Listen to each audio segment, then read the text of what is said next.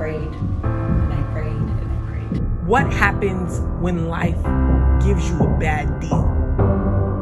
Do you quit or do you keep on going? You are now watching Young, Dumb, and Thriving.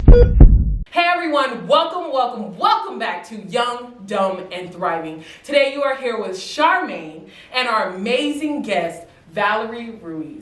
So go ahead and give us a little background about yourself. Hi everyone, my name's Valerie Ruiz. I was Cece's volleyball coach in high school, so that's how we met. That's pretty much my background. I'm a teacher. This is my 21st year of teaching in the Sweetwater Union High School District. I teach students with disabilities. Right now I'm what's called a resource teacher, so I support teachers and everything they need with curriculum, or if they need help with right now with distance learning with technology, or if parents need help, then I'm their go-to person to help with them on campus. Awesome. So can you tell us a little bit about your story? Oh, Cece invited me here today. She's gonna laugh every time I call her that. Yeah. But she's gonna always be a high school student to me, so it's really hard. Anywho, so she invited me today to talk about my story. This past January, I was diagnosed with breast cancer, and this past year during COVID, I've been experiencing everything having to do with breast cancer. I got a double mastectomy on March 11th, which was 2 days before the world shut down. And then a month after that, I went through chemotherapy, and then after that, I had to go through radiation. And then now I'm a lot stronger, but because my breast cancer is estrogen based, I'm in what's called chemical menopause. So I'm in menopause a few years earlier than I should be. And then I'll be on that medication for the next 10 years. But really, I'm here because that's a part of who I am. And I think being a teacher, you become a teacher because you want to inspire. You want to be your coach because you want to reach even more kids. Yeah. And I think with my breast cancer, I want to help those in need. I think during this year I learned a lot about people and about what they need, and so now I want to kind of veer my life in that direction. Yeah. So can we talk about how you first felt and how did you find out when you first got it? So in May of 2019, I found a lump, and this is the advice I will never let anyone know. So if you find a lump or you find something wrong with your body, you should go to the doctor immediately. I did not go to the doctor immediately. I was scared. I don't really have a history of breast cancer in my family, but I just didn't want to kind of think about it, and so I kind of shelved it. And then I had 2 friends diagnosed with breast cancer, and they both died. Wow. Within 6 months. And so in January, after the funeral of my second friend who passed away, I thought I need to really go to the doctor. Yeah. And so I went to the doctor, and my primary doctor confirmed I had a lump, and then they did a biopsy, and then it just went really fast after that. Yeah. Was your second question how I felt? Yeah. Oh, so it was just it's a lot. Even now when I kind of think about things, it's the end of the year and this all happened this past year. It seems like a long time ago. Like it feels like this whirlwind, and now things are kind of finally settling. So at the time, I kind of just felt I have to get my affair in orders because I didn't know what. So even though I'm over 40, like that part of adulting, I didn't have down. Like I didn't have a will, and I didn't have like what's gonna happen with my daughter if something happens with me. What's gonna happen with my house? Like I didn't have any of that. Yeah. So I was quickly trying to get through all of that. And also I went back to school so I could become an administrator. So I was in my last few months of school. So like I was really trying, I was it's not what I should have done. Yeah. So I think if I would have gone back, but I just kept thinking, I need to get everything in order. I need to finish school because I'm going to survive this. Yeah. And then I'm going to become an administrator sometime. Yeah. And so it just was a feeling, and I think I think a lot of people feel like this, but I think especially if you're a mom, you feel like this. Like I had to take care of like everything. Exactly. And then, and then I had the double mastectomy, and then I think that was very traumatic because I had 2 of my breasts removed. And I think as a woman, like that was a lot to have both your breasts removed. And so I was kind of grieving that. But I think I won't say most people, but for me, I think the hardest thing was losing my hair. Yeah. I used to have really long hair down my back and it was wavy and I loved my hair. I was embracing my gray that's come in. And then I could remember the day like I went and it was like I got a clump out and it was the worst. Yeah. So having to grieve all that, I think people don't really prepare you for that. Like I think the doctors and the nurses are awesome and they just tell you, how to take care of your body. Like Yeah. I knew the regimen, I knew the medicine, I knew everything I needed to do to take care of my body, but no one really like prepared you for that grief. Right. I think a lot of pressure is put on women to look a certain way, especially with the breast and the hair. And so when you don't have either, I think that was really hard for me. So I say this a lot, like I wouldn't change in front of my husband, or I wouldn't I wouldn't even take showers because like I didn't want to be around mirrors. Yeah. So I think that whole part was difficult, but one of the greatest things I think that came out of this was to see the support of my friends and family. I belong to a few Facebook pages for breast cancer warriors like me, and a lot of people talk about their husbands leaving them or their friends like being there at the beginning and not, after it's happened. But I'm very fortunate that I don't have that. Right. I have students or athletes like you who reach out to me and make sure I'm doing okay. I have my immediate family, my daughter and my husband, and then just all my friends. And so I think that that has been the bright side through all of it. So I just want to take a moment to breathe right now and just digest it, because I know I found out through Instagram, because I do have her on social media. And the first reaction was, oh my God, like how, what, why? And I called my sister and I'm like, Janae, Coach Sapara, because obviously that's what we know her by. And I'm like, Coach Sapara just said she had breast cancer. And she's like, what? We immediately started crying. And now, see, I get emotional, because the reason I get emotional is because 1, like I had my grandparents pass away from cancer. And 2, you've been such an inspirational woman to me, my sister, like most of the people who are on your team that I still talk to. And you've always been strong. You've always been like courageous and just trying to motivate us to do better in life and stay positive no matter what. No matter if we had like a win or we lost a game, she would never let us have our head down or be sad. She's like, no, we're just going to practice harder. Now you know what you need to work on.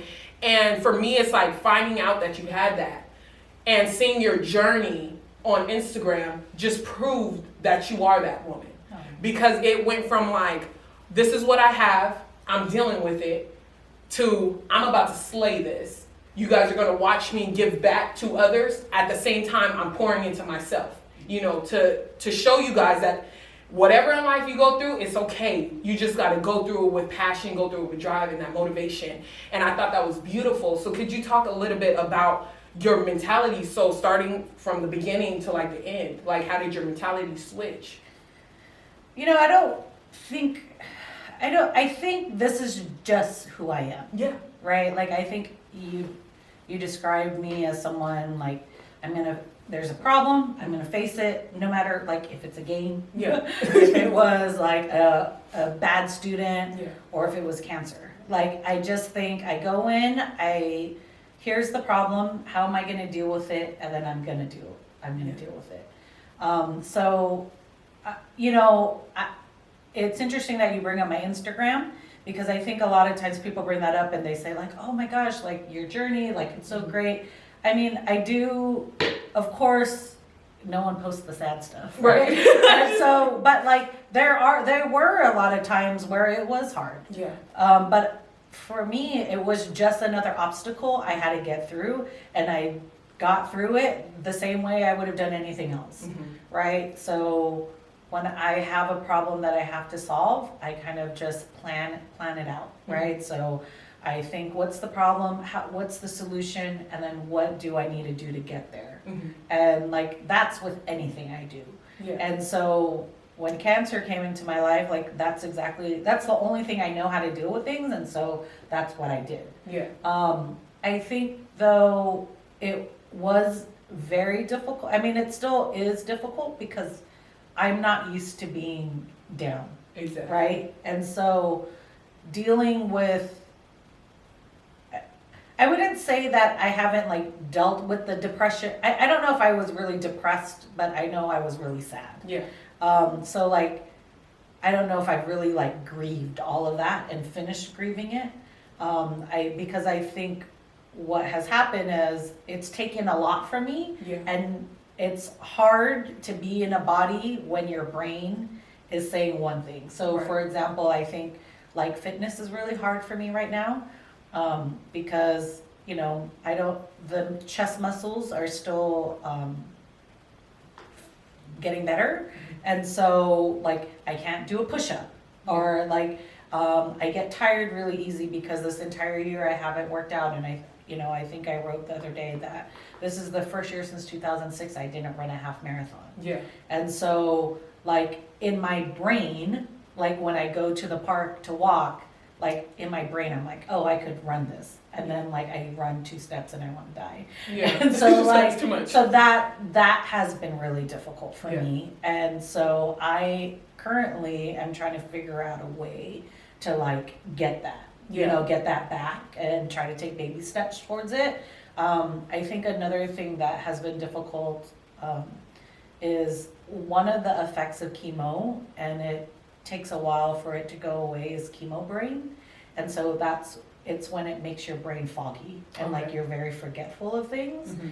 And so when I was finishing up my admin credential, I had to write a bunch of papers. Yeah. And it was hard because I would be sitting there and I would be writing and I think I'm doing good, and then I'd go back to rewrite or reread, and then I would notice I wrote the same sentence 5 times. Wow. So like that part of my brain, like it makes me self-conscious because in my job I have to write lots of emails and put things on like official websites. So I'm always like, those kinds of things, like the aftermath right now is what I think where the hard work is gonna come in. Right. Not that any of that other stuff was hard, but like right now, like trying to get back to where I was, and then maybe being okay with knowing that I'm not gonna be the same Valerie Right. I was at the beginning of the year. Like having to be okay with that too.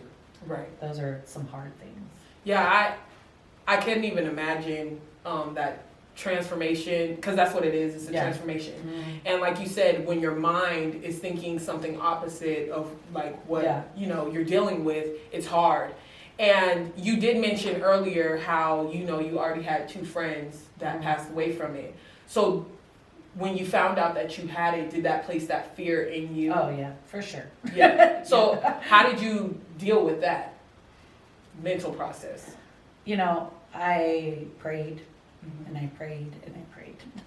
Cece. I know, I'm sorry. It's okay. I think I made a deal with God, is what I did. So at the end of January, I found out, and when you find out you have cancer, like, holy cow, the hospital works really fast. Like, Yeah. I feel like any other time, like, they're like, oh, you have an appointment in a month. And I'm like, what? Right. But, like, I got a phone call on a Tuesday, and then by Wednesday, I was already in the hospital, Wow. and I had 2 more appointments. So I want to say it was about a month after my initial phone call that I found out it was, how big the cyst was, where it was, and, what the kind of plan was going to be. And so, but before, that 2 weeks when you're waiting for like these results, everything's going through your mind, right? Yeah. Like we just had buried one of my friends, in August the year before, like we buried my other really good friend. And so of course I'm thinking like the worst. Yeah. I talked to God and I was like, hey, baby Jesus, we're going to make a deal, and I told him that he could put my body through anything, that I don't care if he put me to the brink of death, but he had to keep me alive Yeah. because of my daughter. So that for me is what I told him. I said, I have to see her graduate from high school. I have to see her graduate from college. I have to see her live her dreams. I need to be a grandma. And if I don't become a grandma, that's okay. Yeah. But I need to make sure that my daughter will be okay. Yeah. And I think for me, that's what got me through it. I had to make sure that she was okay. So I got to see her graduate high school. I mean, not really because there was no graduation Right, during the COVID, but she's in college and, that was what got me through was my faith. I made a deal with him and we're going to keep it, Yeah. hopefully, right, baby Jesus? Keep it. And so, that's what kept me through. Like, I just had faith that everything was going to be okay. And recently, I think, and this really is within the last couple weeks, is that if it's not okay, I'm going to have to be okay with that too. So, like, I recently read a book, I'm crying too much that I can't even remember the name of it. But in the book, the main character was kind of went through some hard things, and what he said was he has come to a point in his life where he has to accept the good and bad that comes, and that if something bad in his life comes, he's going to deal with it. If something good comes in his life, he's going to deal with it, and he has to do it the same way. And when I was reading it, something clicked in me because I think I have to accept that too. So, I believe that God is not going to give me anything that I can't handle. Yeah. And that is what has gotten me through that. And this realization of things are going to come my way and some things are going to be great, some things are going to be bad, and I just got to get through it. Yeah. So that's how I got through everything this year. Got it. I'm trying so hard. It's okay. I'm sorry. I'm trying so hard not to do the ugly cry right now. I don't even know why we put on makeup. I know. I literally don't understand it. But I just want to point out, this is the reason that you have legit been, God. I don't want to make it seem like this is a super sad thing and just, be like dull and like depressed. But because this is a beautiful moment because it highlights the person that she is. And like she said, even though she's faced with this difficulty, she had to decide within herself, like, I want to be okay with whichever way it is. And I still have my faith. And not a lot of people, that's why I think it's so beautiful, because normally, especially in a year like this, with a pandemic already happening, you're already losing a lot of people around you. And now to get faced with something so challenging, a lot of times people are like, I give up. Yeah. I'm not going to have that positive mindset. I don't care at this point. Like, I might as well just, not continue. And the fact that you're like, no, I'm going to see my daughter graduate. I'm going to live to an age where I can see her grow. It's beautiful. And then to hear you say, like, but I also have to be okay with if it doesn't happen.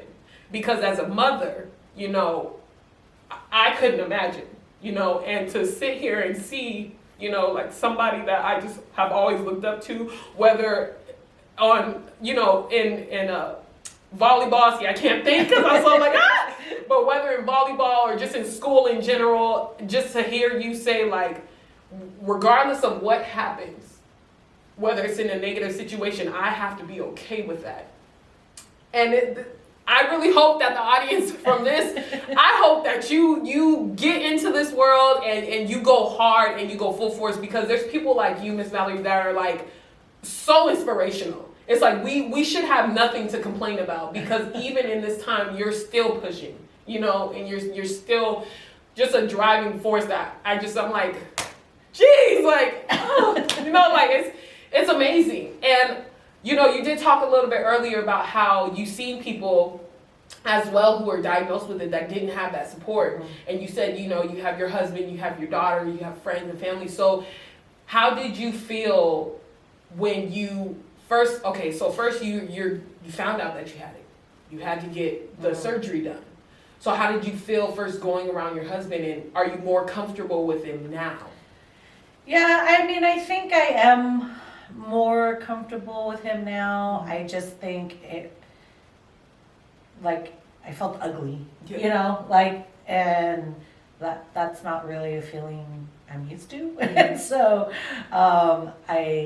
I didn't feel like a woman, you know, and it was just a lot. And so I don't think it was, I mean, it could have, my husband, like, I didn't want to see anyone, because I was just like, I don't have breasts, and I don't have hair, and I don't have anything. I would say now, I do feel more comfortable around him. And I think the good thing about everything was he never made me feel any less, right? Like, he was like, I didn't marry you for your boobs. I mean, like, I didn't have big boobies in the first place, so it didn't really matter, you know? I mean, not that it matters or not, but, like, you know, he was like, I didn't marry you for that. Right. I didn't marry you for your hair. Like, I married you for me. Mm-hmm. And so him just saying that over and over again, like, I think really helped. I think I was blessed with a nice shaped head, so when I went bald, like, I think, like, people were like, wow, like, you look good, and I was like, damn, okay, let's try to fix this, you know. So yeah, I think it was difficult.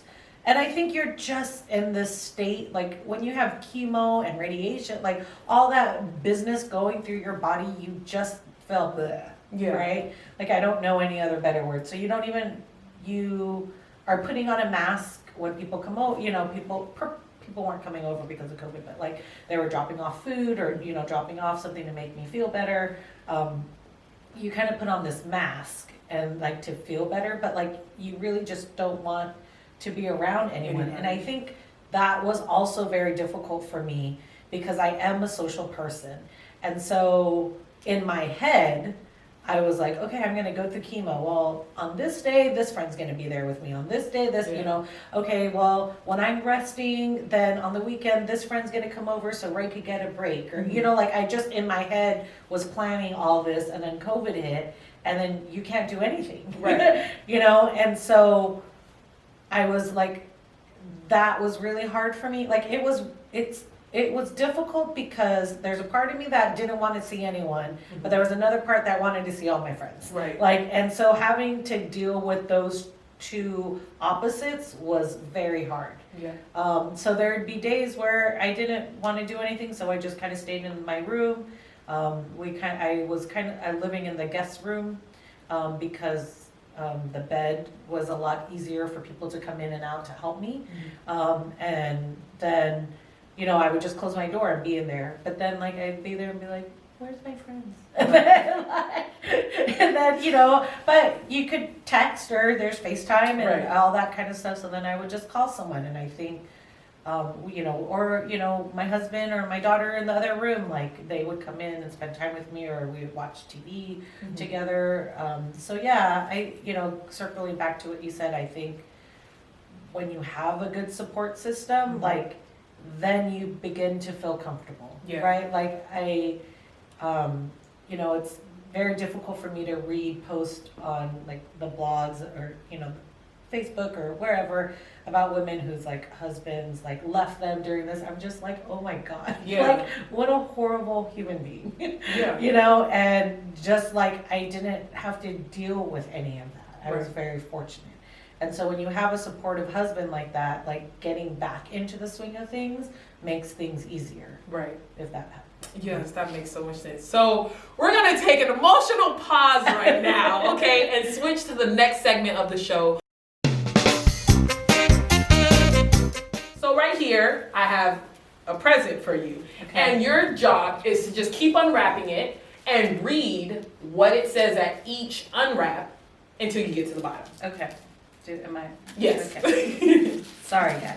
Okay, I'm gonna unwrap The first layer, yes. Okay. Or you just and then I read it. Yep. Okay, what is my purpose?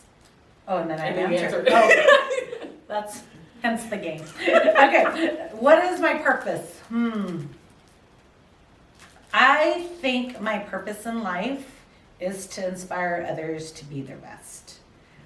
I think that comes with the territory when you're a teacher and a coach, but I think now being initiated into the breast cancer sorority, I think now my purpose is to make sure that people are living their best lives. That's good. And then you just take off the next silver piece. Okay, Yeah. okay. It's like Christmas all Yeah. over again. Okay, ooh, values. Oh wait, sorry, guys. Okay. Oh, I see what's happening here. Okay, my story is different. What does that mean to you? I think my story is different, and I don't know if different is the best word I would say, but I think I want people to understand that representation matters. So I think my story is different because I am of color, and I want to make sure that other women of color and girls of color understand that they are just as good as everyone else, if not better. And so that's why I say I don't think it's different. Yeah. But I want, because there are many strong women out there, but I think with my story, I want that to be a part of it. I want other brown and black girls to look up to me and to know that there is someone who looks like them who has succeeded. Yeah. Okay. You said this was gonna be fun, Cece. I'm That is- crying again. She just wants this whole segment to be about crying. No. Okay. Values. Oh man. I value honesty. I think that's the basis of a lot of things, right? So when you're honest with yourself, you could be a better person. When you're honest with your spouse or your children, you can have good family relationships. When you're honest with your friends. So honesty is something very big with me. I think another big value is compassion or empathy. I want to be able to teach my students and those around me to help those in need, whether they have a disability, you know, with my work with Special Olympics, or it's someone in need with breast cancer, or if it's just someone who needs help. I feel that that's an important value to have. And I think a third value that is very important to me is family. I don't have a very big family growing up. I had two brothers, my mom and dad, and because my dad was in the military, we moved around a lot. And so you kind of don't get to see your family in those kinds of ways, especially when you're overseas. And so I think family is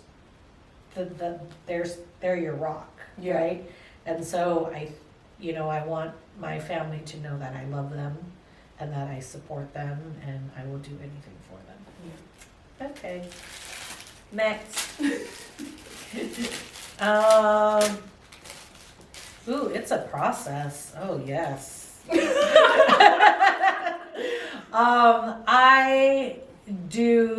I think everything is a process. I talked about this earlier. And I believe instead of the word process, I'm going to use the word system.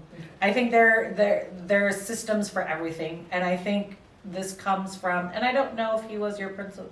Was Mr. DeVore your principal? No. Oh, okay. I'm like, You see that? That's the power Mr. DeVore has. So Mr. DeVore was the first principal of the school at Olympian High School where Cece and I met. And he talked a lot and he taught us teachers about systems. So that there has to be systems in place in order for things to work. Yeah. And so I think in my head, that's how I deal with life. So I talk to you guys about the process or system I go through when I'm faced with a challenge, right? Like I look at it, I think about what's the end result, and then I work from there. So that thinking of end result is like teacher talk. That's when we're planning a test or a unit. We think like, what's the essay you're gonna write, right? Were you in my class? I don't know. No, I wasn't. Okay. I'm glad I wasn't. I'm not the coach and the teacher. Yeah. And so when teachers are planning, we think like, what's the assessment at the end? Yeah. And that's that's my process in life. Yeah. So whenever I'm faced with something or anything, I think like, what do I need to do to get to that end? Right. So that's the system and process that I go through. Ooh, fear of the unknown.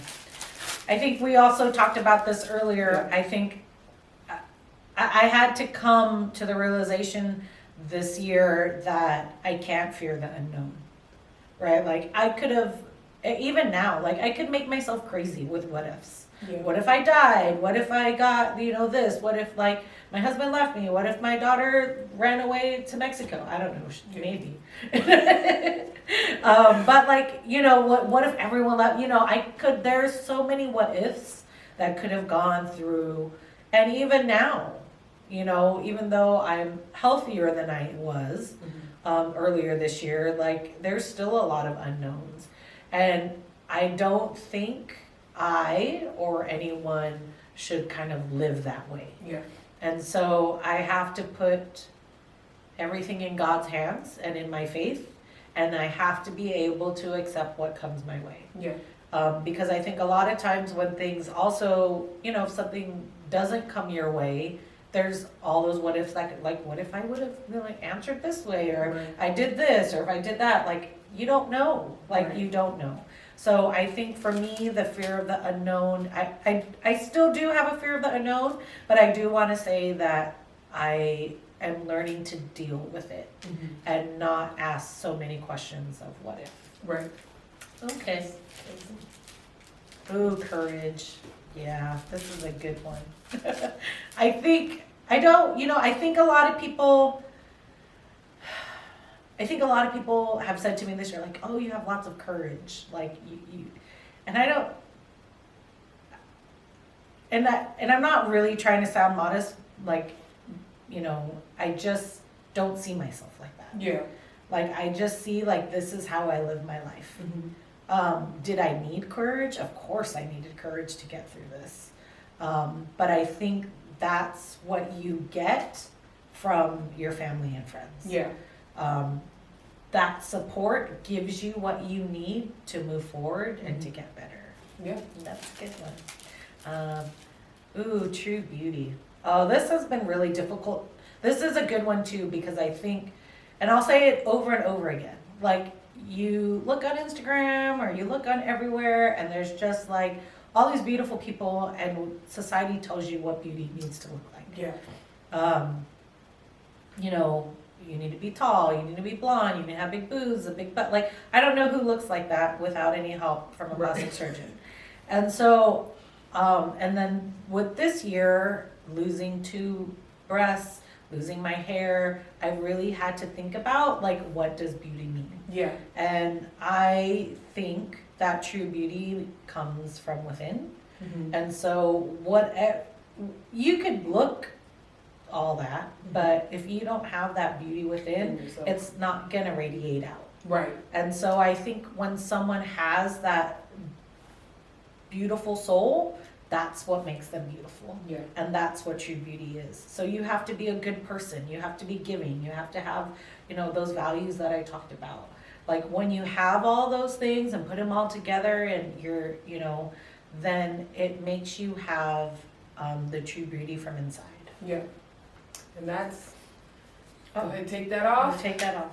And then Oh. peel it off. Yeah, that tape. Yeah. And that she's smiling because it's a mirror, just so you guys know. Oh, I'm the true beauty. Yes, exactly. And that's the whole purpose of the game. Obviously, we got a deep game this time. I didn't think it was gonna be that deep. I really did not. When I picked it, I was like, no, this is fine. It's not gonna be that deep. And as you're explaining, I'm like, wow, this is a deep game. Like you're like, I thought this was gonna be fun. Yeah, that was a deep game, but it was fun. yeah, it's honestly chosen for you because one, it's like as you're unwrapping it, that's kind of what you're doing with life. Like you're going with life. You don't know what's going to be next.